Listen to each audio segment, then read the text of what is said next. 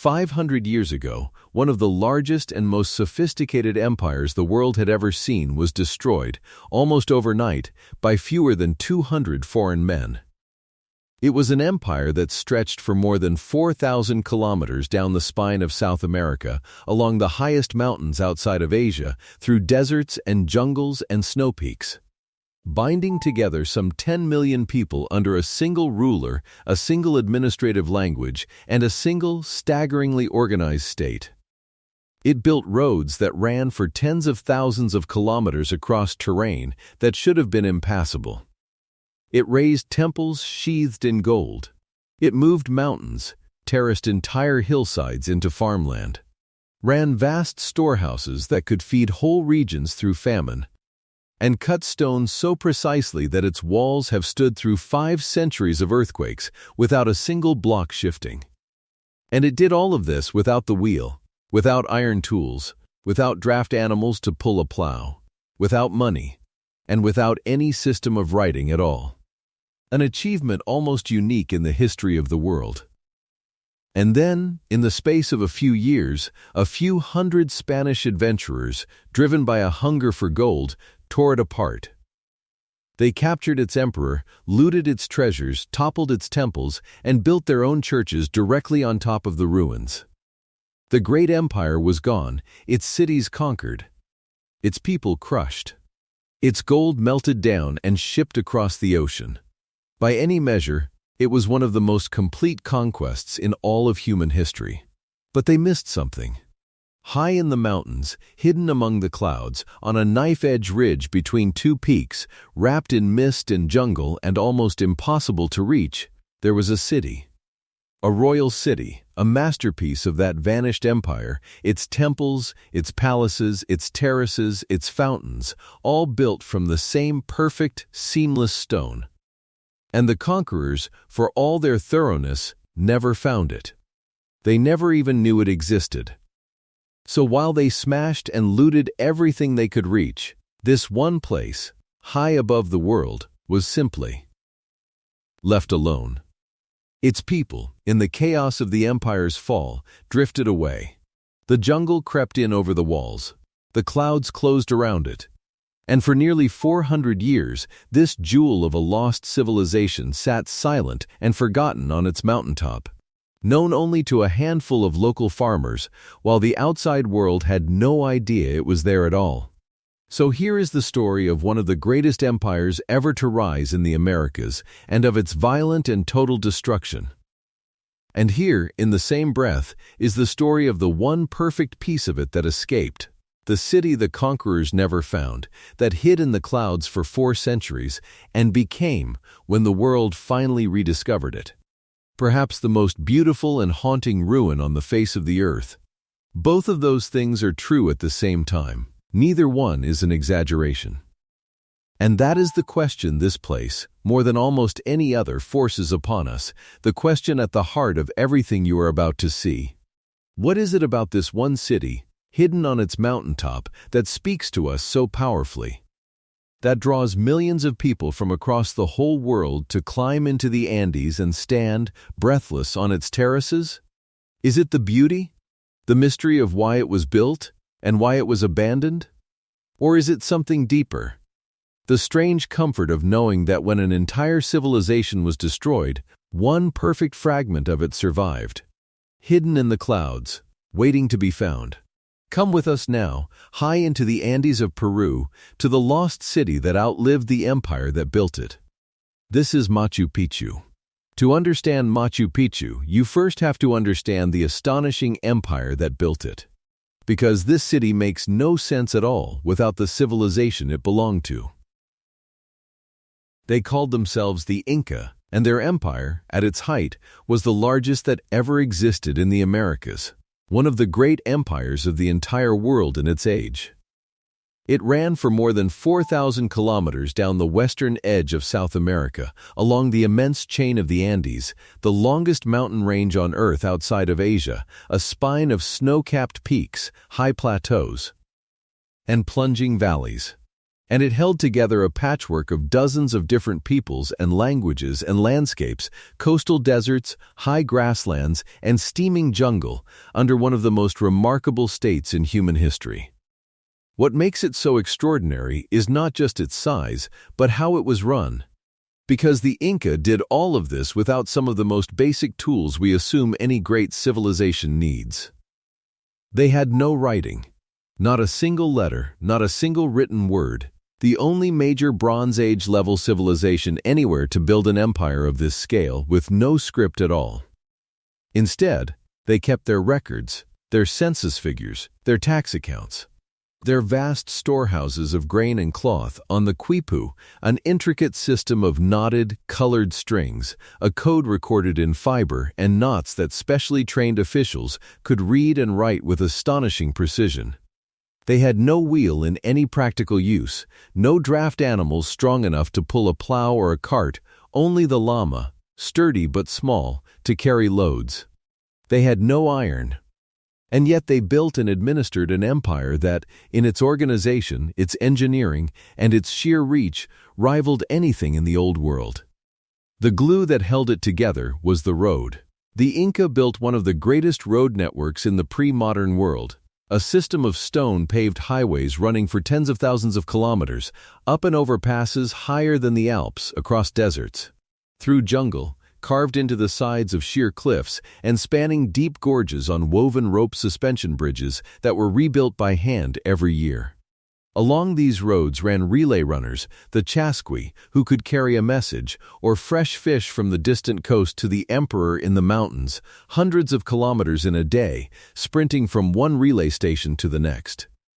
It was a nervous system of stone and human muscle, binding the whole vast empire to its center. And the empire it bound together was organized with an almost breathtaking degree of control. There was, in a real sense, no money and no market as we would know it. Instead, the state ran on labor. Every family owed the empire a tax paid not in coin but in work, the mita, a rotating labor duty. And in return, the state guaranteed that no one would starve.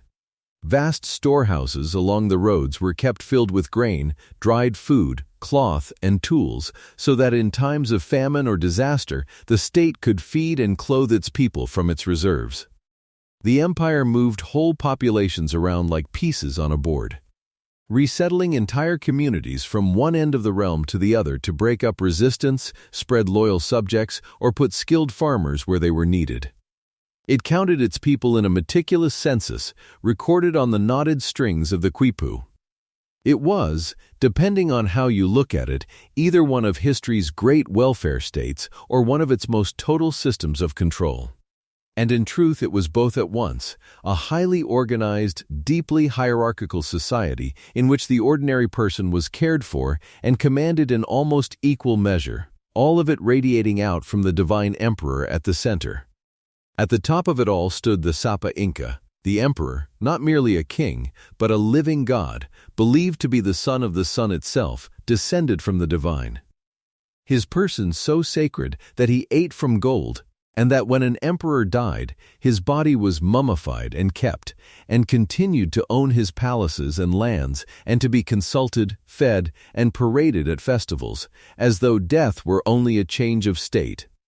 This cult of the royal dead is one of the keys to the whole civilization, and, as we will see, it may hold a clue to why a certain city was built high in the mountains for a certain emperor. The glue was the road. The heart was a single sacred city high in the mountains that the Inca considered to be the very navel of the universe. That city was Cusco. And to understand Machu Picchu, we have to go there first. Cusco sits high in the Andes of southern Peru at around 3,400 meters in a green mountain valley, and it was, for the Inca, the most important place on earth. Its very name, in their language, is often understood to mean the navel, the center of everything, the point where their world was joined to the heavens. This was the capital of the empire, the seat of the emperor, who was called the Sapa Inca and was believed to be nothing less than the living son of the sun. And Cusco was laid out, according to tradition, in the shape of a sacred animal, a puma, the great cat of the Andes, with a mighty fortress forming its head. At the heart of the city stood the Coricancha, the Temple of the Sun, and it was one of the most dazzling buildings in the world. Its walls were reportedly sheathed in sheets of solid gold, hundreds of them, so that in the fierce Andean sun the whole temple blazed with light. For to the Inca, gold was not money and not wealth in our sense. It was the sweat of the sun, sacred and divine, a physical piece of their supreme god brought down to earth. There was said to be a garden within the temple complex where everything was fashioned from gold and silver, not real plants but sculptures of them. Golden stalks of corn with silver leaves, golden flowers, and even life-sized llamas with their herders. An entire artificial garden of precious metal, glittering in tribute to the sun. The temple was the spiritual heart of the empire, the point from which sacred lines of alignment, the seques, radiated out across the whole landscape to hundreds of holy sites, organizing the entire sacred geography of the Inca world around this one gleaming building. It is almost unbearable to think of what was lost when the Spanish stripped it and melted it down. A unique masterpiece of human art and devotion, gone forever into anonymous bars of bullion. And around and above the city rose the extraordinary Inca stonework that still astonishes every visitor today.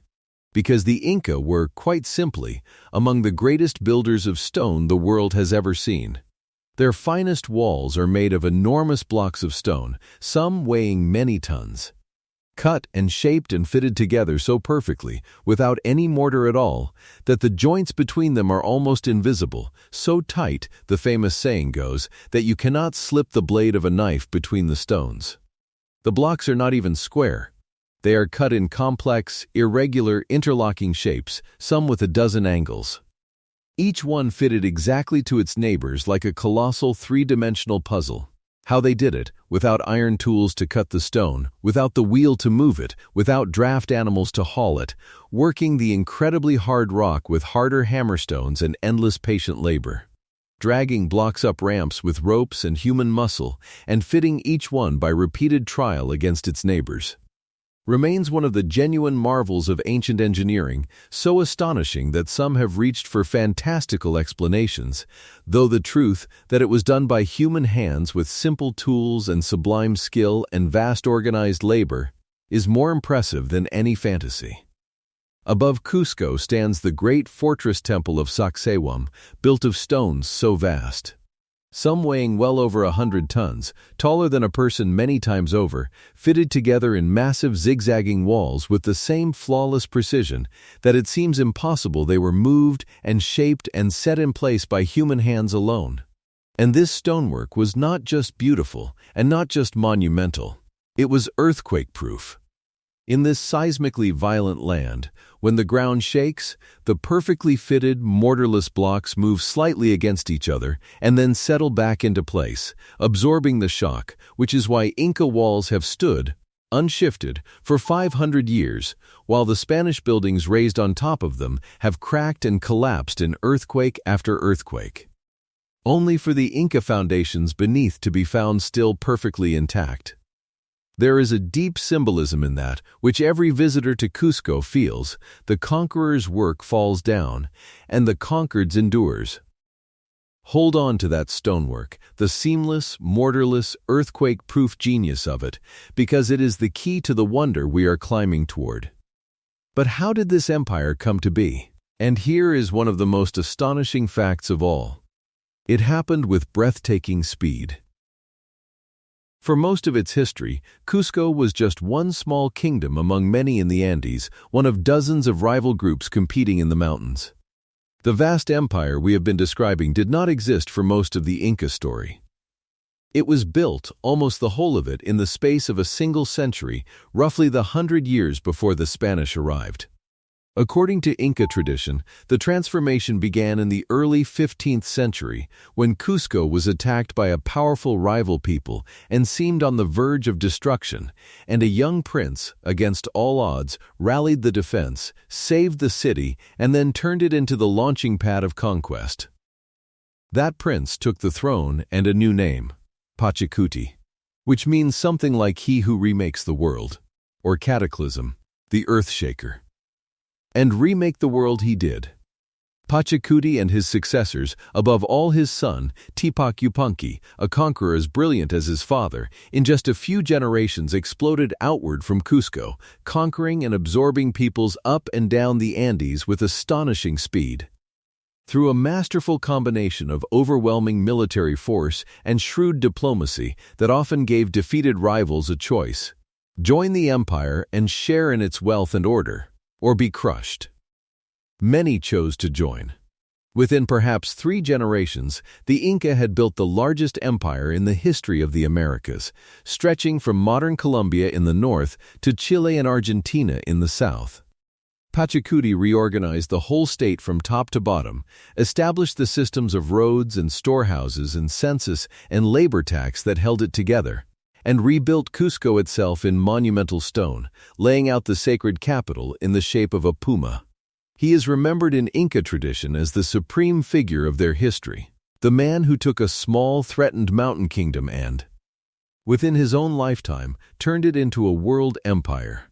He belongs in the company of the great empire builders of all history, an Alexander or a Genghis Khan of the Andes. And yet, because the Inca left no writing and their story reached the wider world only through the accounts of the very people who destroyed them, almost no one outside the Andes has ever heard his name.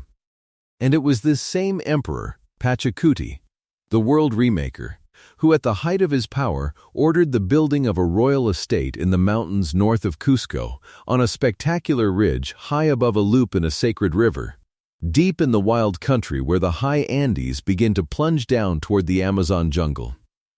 It was, in a way, his personal project and his personal paradise. He chose one of the most dramatic and beautiful sites on the face of the earth. And there, in around the middle of the 15th century, his builders raised the city we have come to see. They raised Machu Picchu. So now, at last, let us climb up to it, because the setting of Machu Picchu is as much a part of its wonder as the stone. The city sits at around 2,400 meters, high in the mountains but well below Cusco, perched on a narrow saddle of ridge between 2 sharp peaks, with the land falling away on almost every side in dizzying, near vertical drops of hundreds of meters down to a river far below. That river is the Urubamba, a sacred river to the Inca, and it loops in a great horseshoe around the base of the mountain so that the city stands almost encircled by water far beneath it, wrapped in a bend of the holy river. All around rise the green, jagged, mist-wreathed peaks of the eastern Andes, plunging toward the cloud forest and the Amazon basin beyond. Clouds pour through the valleys and rise up the mountainsides so that the city seems, at times, to float among them. Behind it stands the iconic sharp green peak that appears in every photograph, Huayna Picchu, young mountain, while Machu Picchu itself means old mountain. It is, without exaggeration, one of the most spectacular locations any human beings have ever chosen to build. And what they built there is a small masterpiece. Machu Picchu is not large. It was never a great city like Cusco, but a royal estate and retreat, perhaps home to somewhere between 500 and 1,000 people at its height. Mostly the servants, farmers, priests, and attendants who supported it, with the emperor and his court visiting from the capital. But every stone of it is placed with breathtaking care. There are around 200 structures, temples, palaces, houses, storerooms, workshops, connected by a maze of stairways, more than 100 flights of them, cut from the granite. There are broad central plazas, and the whole city is divided, in the Inca way, into an upper and a lower section, an urban zone of buildings, and a vast agricultural zone of terraces. Because the most immediately astonishing thing about Machu Picchu, the thing that stops you in your tracks, is the terraces.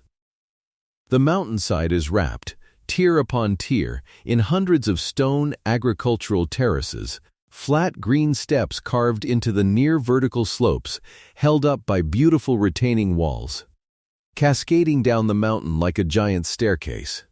These were not just for show, and they were far more sophisticated than they look.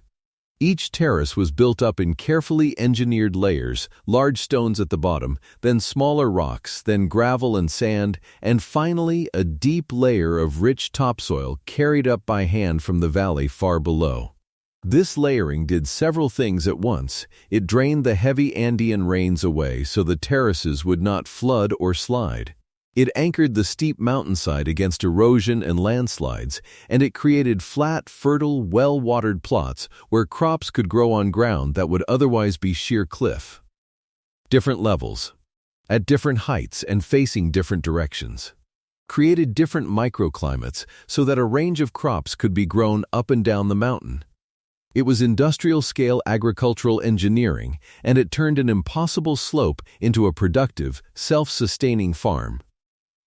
And the water management is a marvel all its own. Machu Picchu had no river at its height. The sacred Urubamba runs far below.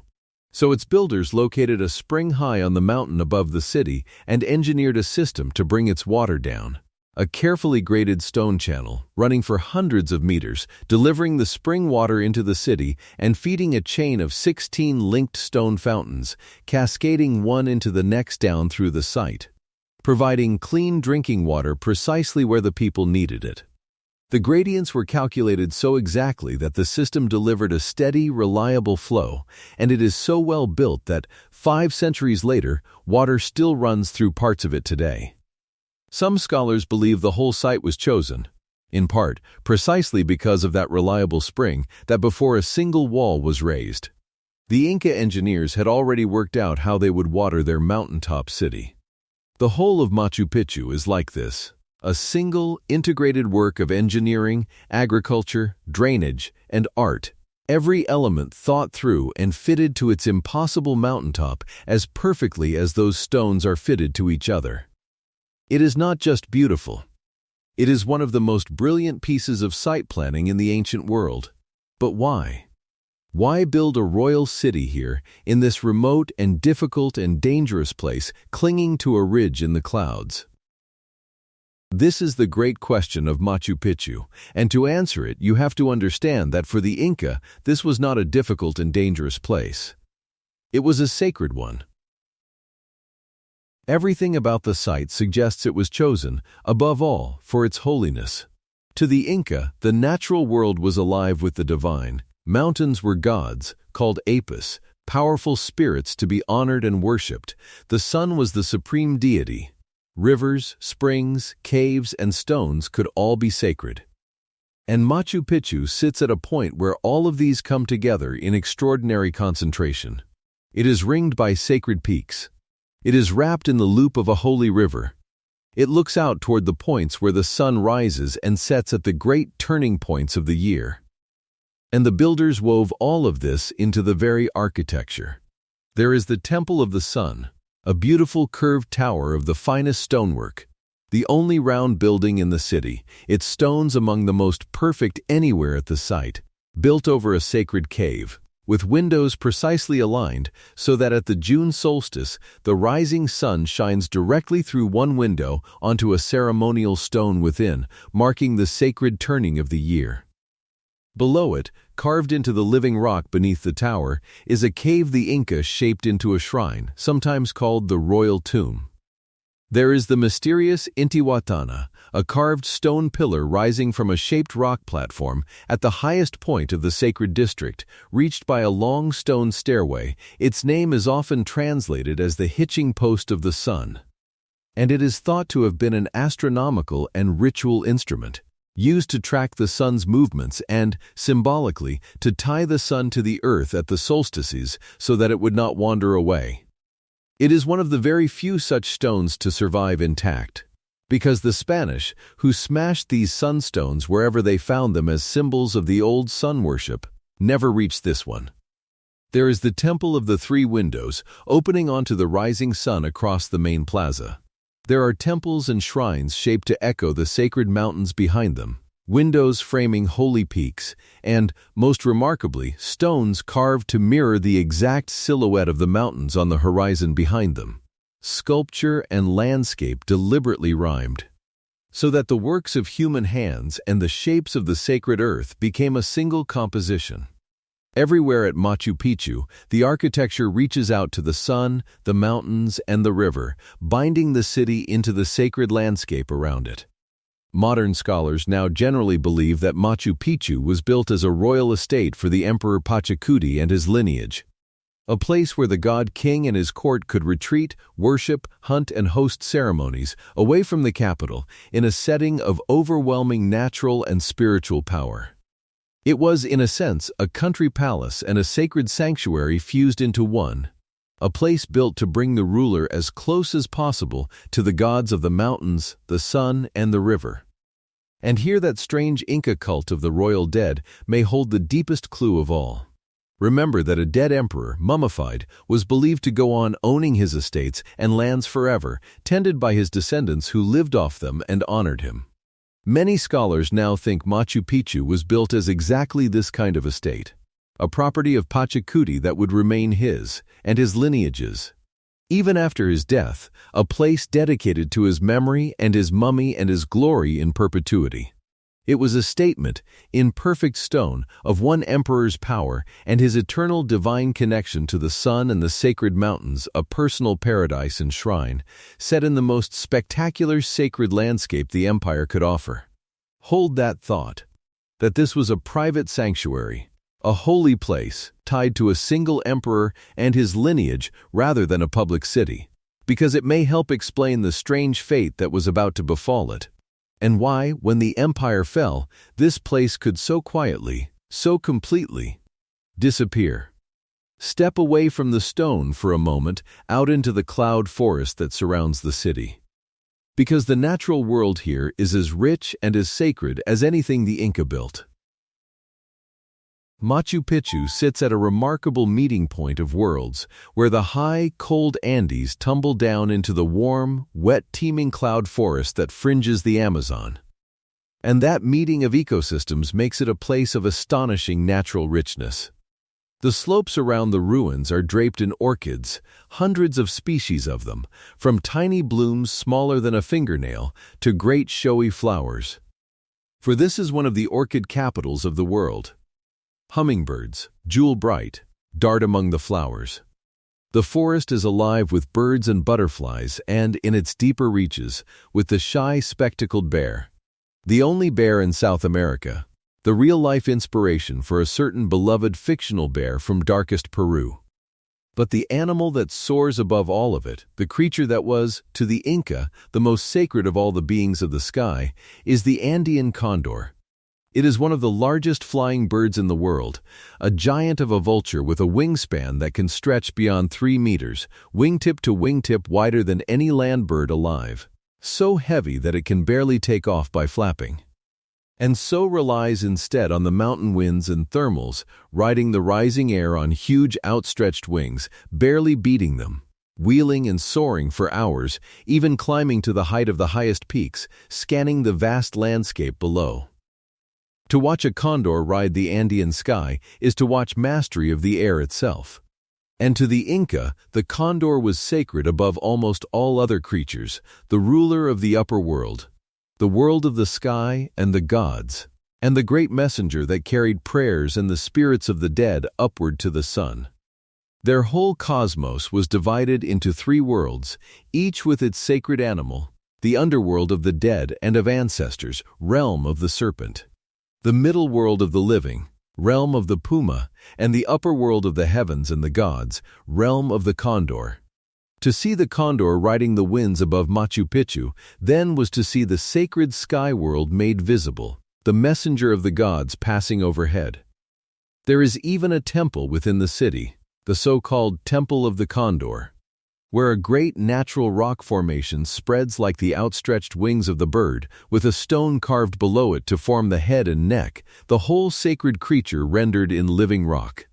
And there is something perfect about it, that above this sacred city, built to draw an emperor close to the gods of the sky, the condor still wheels on the mountain winds, as it did when the Inca watched it and saw, in its effortless soaring flight, the very messenger of the sun. The empire is gone, Pachacuti is dust. But the condor still rules the sky above his lost city, exactly as it did 500 years ago. Which brings us to the catastrophe, the fall of the empire, and the strange survival of the city. At the beginning of the 16th century, the Inca Empire was at its height, vast, powerful, and seemingly invincible. And then, from across an ocean the Inca did not know existed, came a disaster they could never have imagined. In 1532, a small band of Spanish adventurers, fewer than 200 men, led by a ruthless and brilliant conquistador named Francisco Pizarro, landed on the coast and marched up into the mountains, driven by rumors of a kingdom of gold. By any rational measure, they should have been annihilated. They were a couple of hundred men, facing an empire of millions with armies numbering in the tens of thousands. But a series of catastrophes had prepared the way for them and would doom the Inca. The first was invisible disease. European illnesses, above all smallpox, had raced ahead of the Spanish across the Americas, carried from the first points of contact, and had already swept through the Andes, killing enormous numbers of people who had no immunity to these new plagues, including, it is believed, the reigning emperor himself. And the death of that emperor had triggered the second catastrophe, a vicious civil war between two of his sons, two rival half-brothers, fighting for the throne. A war that had just torn the empire apart and left it exhausted and divided at the very moment the Spanish arrived. Pizarro walked into this shattered, plague-ravaged, war-torn empire, and he struck at its head. In November 1532, in the highland town of Cajamarca, he arranged to meet the victorious emperor, Atahualpa, who came to the encounter almost unarmed, carried on a golden litter, surrounded by thousands of attendants and nobles in their finest ceremonial dress, confident and unafraid. For what could a few score foreign strangers possibly do against the master of the world? It was a catastrophic misjudgment. In a sudden, ferociously planned ambush, the Spanish opened fire with cannon and guns, charged on horseback, animals the Inca had never seen, into the packed, unarmed crowd, and carried out a massacre of horrifying scale, cutting down thousands in a few hours while suffering almost no losses themselves. And in the chaos, they seized the emperor himself. The Inca, whose entire state revolved around the sacred divine person of the Sapa Inca, were paralyzed at a stroke, their god-king a prisoner in foreign hands. What followed is one of the most extraordinary episodes in all of history. Atahualpa, a shrewd man even in captivity, quickly understood what these strangers wanted above all else, and he made them an offer to buy his freedom. He would fill a large room once with gold and twice over with silver to the height of his raised hand. The Spanish agreed. And from across the empire, the treasures came, golden vessels, silver ornaments, sacred objects. The sheathing stripped from the walls of the temples, carried to Cajamarca and piled up, one of the greatest ransoms ever assembled. The Spanish watched a room fill with a king's ransom in gold. And then, having taken it all, they put the emperor on trial on invented charges and executed him anyway. The ransom did not save him. It only whetted the appetite of the conquerors and confirmed to them that this was indeed a land of unimaginable gold. And after that, the empire came apart. The Spanish marched on Cusco itself and took the sacred capital, the navel of the world. They looted its gold and, with a barbarism that still stuns, melted almost all of it down into bars, priceless works of art. The accumulated sacred treasure of a civilization, reduced to anonymous bullion and shipped across the ocean to Spain, an incalculable loss to human heritage. They tore down or built over the temples, on the very foundations of the Coricancha, the golden temple of the sun. They raised a Christian church and convent, which still stands on those perfect Inca walls today. One civilization built literally on top of the broken back of another, the mortarless Inca stone below, the Spanish arches above. There was fierce and heroic resistance, a great rebellion that nearly drove the Spanish out. And then a last independent Inca state, Vilcabamba, that held out for nearly 40 years in the remote jungle mountains before it, too, was finally hunted down and crushed. But the great empire, the largest in the history of the Americas, built over a single brilliant century, was destroyed in barely a generation. brought down by steel and horses and treachery, by the civil war that had split it, and above all by the invisible catastrophe of disease that had gutted it before the fighting even began. But through all of it, the conquest, the massacre, the ransom, the looting of Cusco, the decades of hunting down the last resistance, the Spanish never found Machu Picchu. This is the strange and wonderful heart of the whole story. While the conquistadors smashed their way through the empire, one of its most perfect creations sat untouched. Just a few days' journey from the capital they had captured, and they never knew it was there.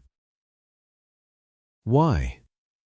Part of the answer is simply that Machu Picchu was hidden, remote, high, wrapped in cloud and jungle, off the main roads, invisible from the valley below, reachable only by those who already knew the way. But part of it may be deeper. Remember that this was a royal estate, a private sanctuary of the emperor and his lineage, not a public city, not a fortress on a main route, but a secluded holy retreat that perhaps relatively few people, even within the empire, ever knew or spoke of. And with no writing, there were no maps, no documents, no records that could fall into Spanish hands and lead them there. So when the empire fell into chaos and the people who tended and supplied this remote mountain estate drifted away, as the whole intricate system that sustained it collapsed, Machu Picchu was simply abandoned. Quietly, without a battle, without a sack, its people left. And the mountain took it back. The cloud forest is astonishingly fast and greedy. In this warm, wet, high jungle climate, vegetation grows with tropical speed, and within decades it had crept over the terraces and into the plazas, wrapping the walls in roots and vines and moss. Trees taking root in the temples, the whole city slowly swallowed by green, until from any distance it all but vanished into the mountainside, just another forested ridge among 1,000 others in a vast and roadless wilderness. For nearly 400 years, Machu Picchu slept beneath its blanket of jungle. And here is an important truth, one that is often forgotten in the romance of the lost city: it was never entirely lost. Local Quechua farming families lived in these mountains and knew perfectly well that the ruins were there. Some were quietly growing crops on the old Inca terraces, whose superb engineering still made them the best farmland around. The knowledge never fully died among the people of the region. But to the wider world, to the cities of Peru far away, to Spain, to Europe and North America, and everyone beyond the Andes, Machu Picchu was utterly unknown, unrecorded, unmapped, a masterpiece dissolved into green shadow and half-legend, waiting for 4 silent centuries to be brought back into the light. And then, in 1911, the world found it again.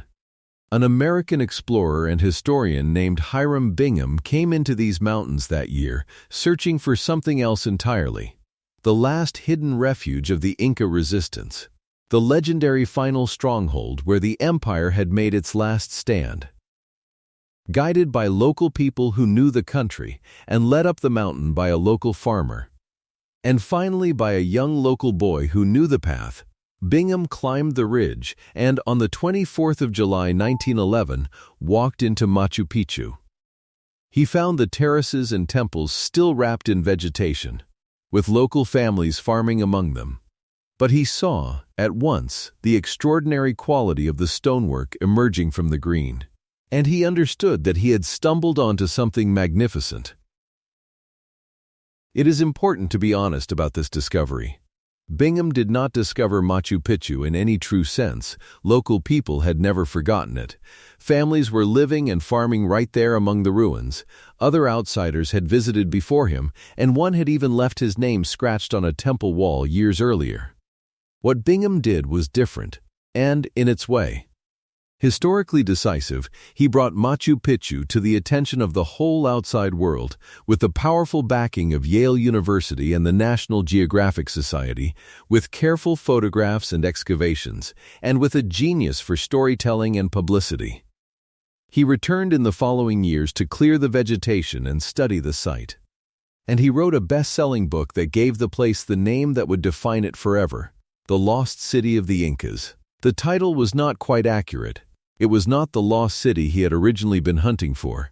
that last jungle stronghold of the resistance which lay elsewhere, and it was never truly lost to the people who lived beside it. But the name and the sheer romance of it, a whole city of a vanished empire, hidden for centuries in the clouds and the jungle, waiting to be found, seized the world's imagination and never let go. Bingham also carried thousands of artifacts back to Yale for study, and that too became a long and bitter story. It took nearly 100 years, a lawsuit, and the personal intervention of Peru's president appealing to the American government before those pieces of Peru's heritage were finally returned home. The man and his discovery are, in truth, as tangled and complicated as the history of the place itself. But whatever the complications, the result was undeniable, and it changed everything. The world now knew that high in the Peruvian Andes, wrapped in cloud and green, stood one of the most beautiful, most complete, and most haunting relics of any vanished civilization anywhere on the face of the earth. And people began, at once, to come, following the old Inca roads up into the mountains to see the lost city for themselves. Which brings us to Machu Picchu now, and to a new kind of pressure. One the Inca engineers who built it could never have imagined. Today, Machu Picchu is not lost, and it is not quiet. It is one of the most famous places on the entire planet, the enduring symbol of Peru, a UNESCO World Heritage Site, voted one of the new 7 wonders of the world, and a destination that draws well over 1 million visitors every single year. Streaming up from Cusco by train and bus and on foot along the ancient Inca Trail to stand on its terraces and gaze out over the ruins and the peaks. That fame has been a tremendous blessing for Peru, a source of enormous national pride, the country's single most recognizable symbol, and a source of vital income for the entire region. From the city of Cusco to the small town of Aguas Calientes in the gorge below, to the porters and guides who lead trekkers along the famous Inca Trail. That trail is itself a wonder, a stretch of the original Inca road, running for several days through the mountains, over high passes and past other ruins, ending at the Sun Gate, through which walkers get their first breathtaking sight of Machu Picchu spread out below at dawn, arriving, as some Inca travelers once did, on foot, along the very stones the empire laid. But it has also become a serious danger to the very thing everyone comes to see. The site was built as a private retreat for perhaps 1,000 people. It was never meant to bear the weight of millions of feet. And so, in recent years, the crowds have begun to threaten Machu Picchu's very fabric, the stone worn by countless footsteps. The delicate site strained far beyond what it was designed to hold. Government audits have found parts of the trails carrying well over their authorized limits. And so, as this film is made, the authorities have moved to protect it. Strict daily visitor caps, now set at several thousand a day and adjusted by season, timed entry tickets, and fixed one-way routes through the ruins. Limits on how long you can stay, and a new official ticketing system to control the flow. There is fierce debate about whether these limits go far enough or too far. Conservationists warn that even the current caps risk accelerating the wear on the ancient stone, while local communities whose livelihoods depend on tourism have at times protested over access, transport, and who benefits from the crowds, with disputes occasionally blocking the railway and stranding visitors. A controversial new airport planned nearby has raised fears of an even greater flood of tourists to come. It is the same painful modern paradox we have seen at Venice, at Petra, at Cappadocia, at so many of the world's most beloved places. The very love that the world pours out on a wonder threatens to wear it away. The challenge of protecting the goose while everyone crowds in to marvel at the golden egg. And beneath all of it, the deeper reality endures. Machu Picchu is not only a spectacle for visitors, it remains a place of profound meaning for the people of Peru, and especially for the Quechua-speaking descendants of the Inca who still live throughout these mountains, still speak the language of the empire, still farm its terraces and honor the old sacred mountains. For them, this is not a dead ruin or a mere tourist attraction. It is a living link to their ancestors, a monument to what their civilization achieved and a source of deep and rightful pride, the great survivor, the piece of the Inca world that the conquest could not reach. So stand at last on the high terraces of Machu Picchu, in the early morning, and watch the sun come up over the lost city. The clouds are pouring through the valleys far below, wrapping the base of the mountains in white, so that the peaks float like islands in a sea of mist. Then the sun breaks over the eastern ridge, and its light spills across the ruins, across the perfect gray stone of the temples and terraces, across the green plazas, catching the sharp peak of Huayna Picchu behind. The old walls glow. The terraces cascade down the mountainside into the cloud. Far below, hidden in its gorge, the sacred river loops around the base of the mountain. And high overhead, on the morning winds, a condor may be wheeling on its great outstretched wings, riding the sky above the city as its kind have done for centuries beyond counting. None of it is fully understood, and that is part of its power. We still do not know, for certain, everything about why this city was built, or exactly how it was used, or all the meanings the Inca wove into its stones, and because they left no writing, some of those secrets may be lost forever. The great questions of its future are open too, whether it can be protected from the very millions who love it. Whether the balance can be found between the world's desire to see it and the need to preserve it for the centuries to come. No one can say for certain how the story of Machu Picchu ends. But this is what endures, and it is the thing to carry away from the mountaintop. 500 years ago, one of the greatest civilizations ever to rise in the Americas was destroyed, its emperor murdered, its cities looted, its temples torn down, its gold melted into bars and carried across the sea, its very memory nearly erased. And yet here, high in the clouds, on a ridge between two sacred peaks, one perfect fragment of that world survived. Untouched, unbroken, hidden by the mist and the jungle from the men who would have smashed it, waiting through 4 silent centuries. The empire fell. Pachacuti, the world-remaker, is dust. The golden temples are gone. But the old mountain still holds its city of perfect stone, and the terraces still cascade down toward the sacred river, and the sun still rises through the temple window at the solstice, exactly as the Inca built it to, 500 years ago. Some things, it turns out, are too beautiful and too well hidden for even the end of the world to destroy. Take a breath, the air is thin up here. Stay a while. The clouds will rise through the ruins, and the sun will climb over the old mountain, whether the world below remembers the empire that built it or not. This has been Where on Earth. Thank you for watching, and until the next journey.